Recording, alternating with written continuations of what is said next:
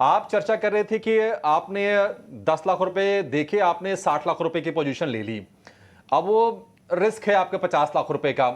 ये जो रिस्क की आप बात कर रहे हैं, इस रिस्क को मैनेज करने के लिए जो हेजिंग की बात हो रही है, वो हेजिंग होती क्या है, जरा इसको बताइएगा। और दूसरी चीज, इक्विटीज में क्या होता है, कई बार ऑप्शंस के प्राइसेस हो जाते हैं जीरो, नील, खत्म हो जाते हैं। यहां पर भी ऐसा रिस्क है क्या? बिल्कुल सर, ऑप्शन के जो प्राइजेस हैं वो यहाँ पे भी ज़ीरो हो जाते हैं। जैसे जैसे एक्सपायरी आती है, आउट ऑफ द मनी के जो ऑप्शंस होते हैं, चाहे वो कॉल हो चाहे पुट हो, वो धीरे धीरे करके ज़ीरो हो जाते हैं।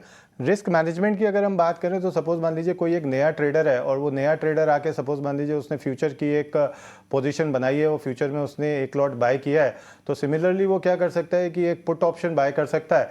तो वो पुट ऑप्शन बाय करने के साथ क्या होता है कि उसको एक मेंटल रिलीफ मिल जाता है कि सपोज मान लीजिए कि अगर गोल्ड नीचे आया 2000 पॉइंट या 3000 पॉइंट किसी भी वजह से नीचे आया, तो वो पुट ऑप्शन जो है उसको वो हेज प्रोवाइड कर देती है। और टाइम टू टाइम वो क्या कर सकता है कि एक लेवल पे सपोर्ट पे अगर मार्केट आता है और एक अवेयर ट्रेडर है जो विश्वमन जी का मुनाफे की मंडी का प्रोग्राम देख रहा है और वो जान रहा है कि सपोर्ट यहाँ पे है, तो वो उस पुट को शिफ्ट भी कर सकता है। कि मैं एक एग्जांपल देता हूँ, मैंने 72,500 पे या 73,000 पे सपोज फ्यूचर खरीदा और 72,500 का पुट ले लिया।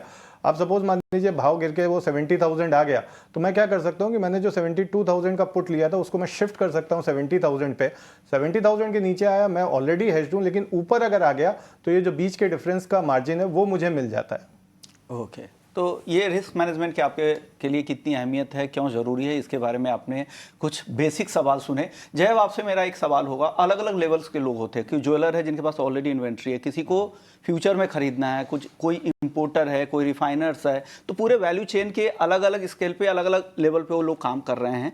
तो सबके लिए, उनके लिए हेजिंग की स्ट्रेटजी अलग अलग क्या हो सकती है, वो कैसे हेज कर सकते हैं, कुछ ऐसे केस स्टडीज़ वगैरह के जरिए आप बताएं। जी विश्वनाथ जी, देखिए आपने पहला कैटेगरी बताया जो हेजर्स हैं और जिनके पास ऑलरेडी स्टॉक है, तो उनके लिए चिंता की बात क्या रहती है? मैं अगर एकदम लेमन टर्म्स में अगर आपको समझाऊं, भाव गिरने की, तो वो अपने जो होल्डिंग है उसको कैसे हेज करे? तो उनके लिए ईजीएस्ट तरीका है वो या फ्यूचर्स सेल कर दें। ओके, फार मंथ, एक महीने आगे का। और अगर मुझे जैसे खरीदना है, मैं इंपोर्टर हूँ, मुझे खरीदना है, हाँ, फेस्टिवल सीजन की तैयारी करनी, तो मैं कैसे हेज करूँ? तो आप फ्यूचर की में पोजीशन बाई कर सकते हैं। ओके, लॉन्ग पोजीशन बना सकते हैं। और इस पे या बहुत कुछ डिपेंड ऑप्शंस के जरिए भी जा सकते हैं। ऑप्शंस के जरिए भी जा सकते हैं, लेकिन ऑप्शंस में आपको ये ध्यान रखना जरूरी है कि ऑप्शंस का टाइम वैल्यू होता है। ऑप्शन जैसे जैसे एक्सपायरी के नज़दीक आता है उसका टाइम वैल्यू जीरो हो जाता है। ओके, तो वहाँ पे ऑप्शन उनके लिए बेहतर होगा जो कुछ तय समय के लिए चाह रहे होंगे कि जब तक इन्वेंट्री हमने खरीद ना ली तब तक के लिए, अगर वो ऑप्शंस को कैरी कर उस तरह के लिए यूज़ कर सकते हैं। कुछ लोग होते हैं जो एंड यूज़र हैं या उनका मैन्युफैक्चरिंग है, रिफाइनरी है, तो उनके लिए वो अपना प्रोडक्ट ऑलरेडी बेच चुके होते हैं और उनके लिए एक स्पेसिफिक डिलीवरी टाइम होता है। तो वो डिलीवरी टाइम तक मुझे अपना मार्जिन मेंटेन करने के लिए मैं उसे फ्यूचर्स से हेज करके रखता हूँ। ओके, तो ये तो नॉर्मल एक हेजर हो गए। सेकंड कैटेगरी जो आता है वो जिसे हम लेमन लैंग्वेज में स्पेकुलेटर बोलते हैं। स्पेकुलेटर का मतलब ये हुआ कि जो मार्केट में हेज करने के लिए नहीं आते हैं, अपने बिजनेस के मार्जिन्स को प्रोटेक्ट करने के लिए नहीं आते हैं, बल्कि मार्केट में इसीलिए आते हैं कि उनको प्राइस वोलेटिलिटी में अपना एडवांटेज लेना हो। स्विंग ट्रेड के लिए आते हैं या शॉर्ट टर्म व्यू के लिए आते हैं। तो उनके पास कोई अंडरलाइंग नहीं होता है, ना स्टॉक होता है गोल्ड सिल्वर का। तो वो चाहते हैं कि आज कोई नेगेटिव न्यूज़ आ गया, वॉर लाइक सिचुएशन हो गया और प्राइस बढ़ सकता है, तो मैं उसका एडवांटेज लूँ। तो उस तरह के स्पेकुलेटर्स के लिए या तो मैं फ्यूचर्स में ट्रेड करूँ या मैं ऑप्शंस में कॉल बाई कर लूँ। लेकिन अगर इस पे भी कोई फर्स्ट टाइम यूज़र है तो सलाह ये होगी कि उसे कभी भी बड़े कॉन्ट्रैक्ट में नहीं आना चाहिए। आपको मार्केट टेस्ट करना है तो आज बहुत सारे मिनी कॉन्ट्रैक्ट्स अवेलेबल हैं और उसमें भी ऑप्शंस अवेलेबल है। तो उसमें आप लिमिटेड कैपिटल के साथ मार्केट की वोलेटिलिटी समझ सकते हैं, रिस्क मैनेजमेंट, M2M मैनेजमेंट समझ सकते हैं। तो ये आपके लिए पहला कदम है कमोडिटीज मार्केट के लिए। बिल्कुल, और जिस तरह के खास करके बुलियन में और एनर्जी के प्रोडक्ट्स में तो उस तरह के लिक्विडिटी की भी दिक्कत नहीं है, और ऑप्शंस में पर्याप्त लिक्विडिटी आ चुकी है। और शुरुआत जब भी आप करें तो छोटे कॉन्ट्रैक्ट के साथ करें, मेगा लॉट के साथ शुरुआत ना करें। ये एडवाइस जय की तरफ से आ रही है। एक और सवाल, जिस तरह से टेक्नोलॉजी का एडवांसमेंट हुआ है, तो एक ट्रेडर के तौर पे, इन्वेस्टर्स के तौर पे किन किन टूल्स को ध्यान में रखना चाहिए? कुछ ऐसे टूल्स आप बताना चाहेंगे? आप ऑलरेडी एक टेक्नोलॉजी प्लेटफॉर्म को रन कर रहे हैं। जी, विश्वन जी, देखिए जो लास्ट 8-10 साल में बदलाव हुआ है वो ये है कि आज एक्सेस टू इन्फॉर्मेशन बहुत आसान है। अगर दुनिया के किसी भी कोने में कोई भी इवेंट हो रहा है, आप उसे सोशल मीडिया या वेरियस चैनल्स के माध्यम से इमीडिएटली जान सकते हैं। तो आपका जो रिस्पॉन्स टाइम है वो बहुत कम हो गया है। तो वो एक सबसे बड़ा चैलेंज भी है और अपॉर्चुनिटी भी है। आज वो टाइम नहीं है कि आपके पास कोई न्यूज़ आया और आप अपने ब्रोकर को फ़ोन करें और उसका एडवांटेज लें, तब तक भाव आप प्राइस्ड इन हो चुका होता है। तो टेक्नोलॉजी आने से ये हुआ है कि एक्सेस टू इन्फॉर्मेशन बढ़ा है, उसके कारण वोलेटिलिटी बढ़ी है और आपको जो वो अपॉर्चुनिटी ग्रैब करने का टाइम था वो बहुत छोटा हो गया है। तो ये अगर आप ट्रेडर हैं तो आपको ये सब चीज़ों का ध्यान रखना बहुत ज़रूरी है, क्योंकि अगर आप न्यूज़ जो ऑलरेडी बीत चुका है उसके बाद आप अगर उस पर एक्ट करने जाएंगे तो चांसेस बहुत ज़्यादा हैं आपके स्टॉप लॉस ट्रिगर होंगे और आप नुकसान करेंगे। तो आपको विद टेक्नोलॉजी रहना है और पुराने वे जो था ट्रेड करने का, अगर आप ट्रेडर हैं तो उससे दूर रह के आपको टूल्स पे आने हैं। टूल्स पे आज चार्टिंग सॉफ्टवेयर्स अवेलेबल हैं। आप बहुत इमीडिएट प्राइस एक्शन का एडवांटेज लेना चाहते हैं तो आप एल्गोज अवेलेबल हैं, एपीआईज अवेलेबल हैं। तो ये उनके लिए है जो इस मार्केट को समझते हैं।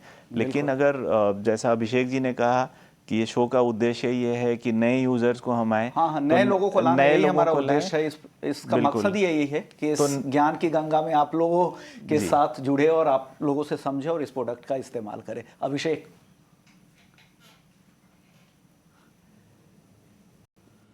हाँ, ठीक है, बिल्कुल मकसद यही है विश्वमोहन। देखिए, बाकी रेगुलर जो ऑलरेडी ट्रेडिंग कर रहे हैं उनके लिए तो प्लेटफॉर्म्स भी हैं, उनसे परिचित भी हैं और हम लगातार मदद भी करते हैं। अच्छा नितिन जी, जरा एक चीज़ इसमें बताइए, मार्जिन वाली चीज़ तो मोटा मोटी लोगों को समझ में आ गई कि ठीक है, हम मार्जिन कम पैसे देकर ज़्यादा की पोजीशन ले सकते हैं। फ्यूचर्स में, गोल्ड के ऑप्शंस में और क्या बेनिफिट्स हैं और क्या अच्छी चीज़ें हैं?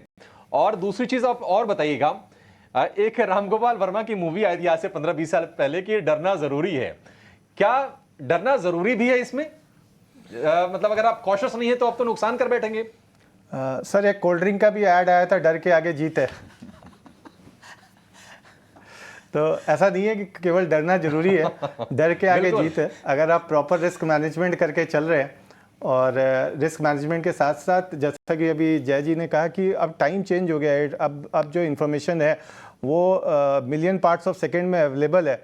मैं लास्ट अगर आपके डेटा की बात करूं, जब सीपीआई डेटा आया तो कुछ मिनटों के लिए बाजार जो है वो नीचे आया, लोगों ने शॉर्ट पोजीशन बनाई और हमने देखा कि गोल्ड जो है वो वापस लाइफ टाइम हाई पे आ चुका है। तो जो लोग शॉर्ट पोजीशन में थे वो नहीं निकल पाए। तो रिस्क मैनेजमेंट के लिए सबसे पहले, जैसे जय जी ने कहा, स्टॉप लॉसेस बहुत ज़रूरी हैं आपके लिए। स्टॉप लॉस को लगाना बहुत ज़रूरी है और स्टॉप लॉस का लेवल कहाँ पे है, वो लेवल किधर लगाना है, वो भी आपके लिए जानना बहुत ज़रूरी है। कि जैसे बहुत सारे ट्रेडर्स जो हैं वो 50 EMA का इस्तेमाल करते हैं कि अगर प्राइस 50 EMA के ऊपर निकल गया तो हमें शॉर्ट पोजीशन से एग्जिट कर जाना है, या 50 EMA के नीचे आ गया तो हमें लॉन्ग पोजीशन से एग्जिट कर जाना है। ऑप्शंस का जो, जैसे मैं मान लीजिए ज्वेलर्स कम्युनिटी को रिप्रेजेंट करता हूँ, तो वहाँ पे ऑप्शंस का यूज़ कई बार इस तरीके से भी होता है कि हमारे यहाँ एक बहुत बड़ी समस्या है कि भाव छूट जाते हैं।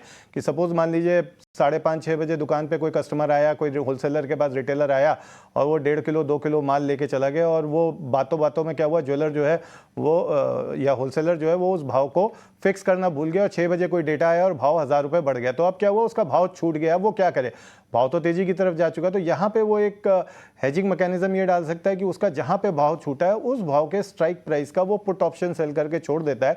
तो उस पुट ऑप्शन का जो प्रीमियम है वो उसको रिसीव होना शुरू हो जाता है। तो अगर आज आप डिफरेंट इंस्ट्रूमेंट्स को अगर इस्तेमाल करते हैं तो आप अगर कहीं फंस भी जाते हैं एज अ ज्वेलर या एज अ रिटेलर भी, अगर आप सपोज मान लीजिए एज स्पेक्यूलेटर भी आप फंस गए, आप अपना पोजीशन नहीं काटना चाह रहे हैं, तो अगर आप लॉन्ग पोजीशन में हैं तो आप सामने जो है वो कॉल बेच सकते हैं, पुट ले सकते हैं। तो वो भी आपके लिए डर नहीं है कि प्रीमियम जीरो हो जाएगा तो क्या हो जाएगा, बिकॉज आप ऑप्शंस को राइट करके भी आप अपने आप को सेफगार्ड कर सकते हैं और आप अपना पैसा जो है वो बना सकते हैं।